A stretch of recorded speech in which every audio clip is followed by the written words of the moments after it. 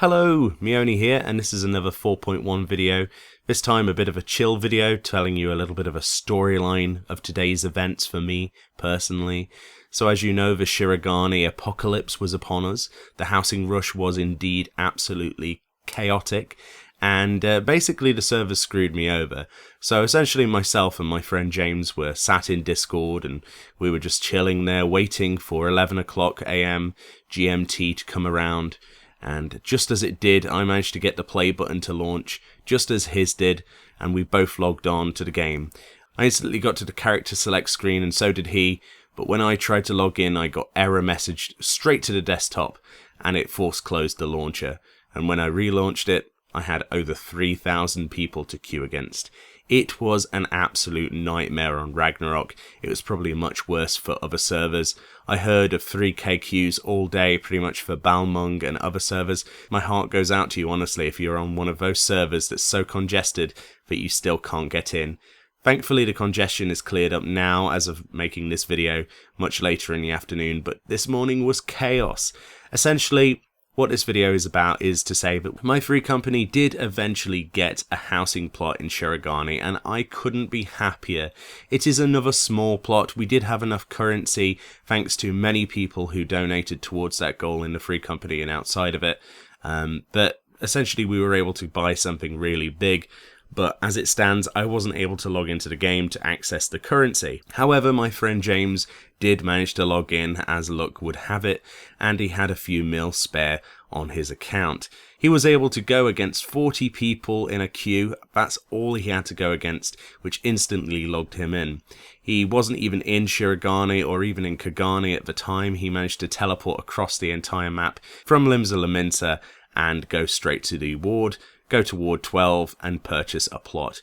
He actually asked me if this plot was okay, and there were people swarming all around him. It was only a matter of seconds before they were sort of lapped up by bots or otherworldly weird sort of situation. And yes, I did say bots. There were a few people exploiting teleport hacks to certain coordinates that they'd set up for the plots area, which is pretty damn right dirty if you ask me. But then again, you know, Square doesn't really have a decent punishment system for that, so we can't really speculate too much other than the fact that they directly teleported to the placard, which is virtually impossible. Don't know, I could be wrong, but I don't think that's actually built into the game anywhere. Either way, James was able to get this plot for us, and it is another small plot.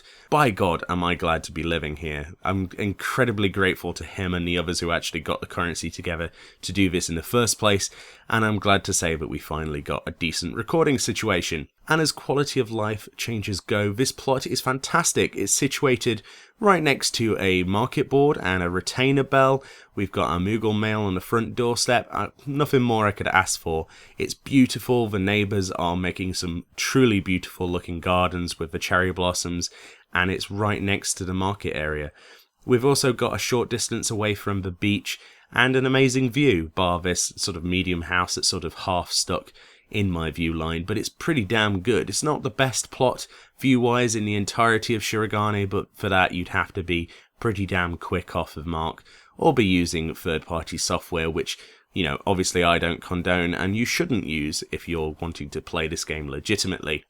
So either way, we did manage to get this house. So let's take you on a little bit of a tour, what little there is. I haven't fully decorated this. In fact, I've not had time to bring stuff out of storage. Now, storage is a new feature that was added to the game that allows you to place items in it that are usually found inside your property if you own one. And essentially what happened when I relocated the house, all of the items that were usually furnished inside were placed in this storage automatically.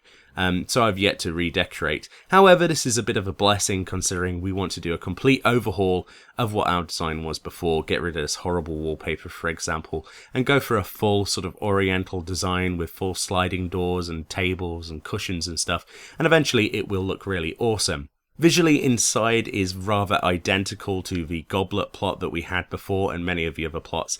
The only difference is the beams above the doors and the door itself to the other parts of the property, including the workshop for the free company and the individual free company private rooms.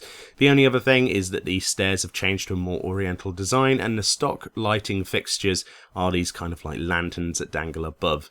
Rose has already made herself at home in her room, fully decorated it, although she had it fully decorated before, but now it definitely suits the Oriental theme. I'm really loving this patch so far. There's lots of videos for me to do. It's pretty much like a 4.1 Christmas birthday present worth of videos, and you'll be sure that I'll be covering as much as I possibly can.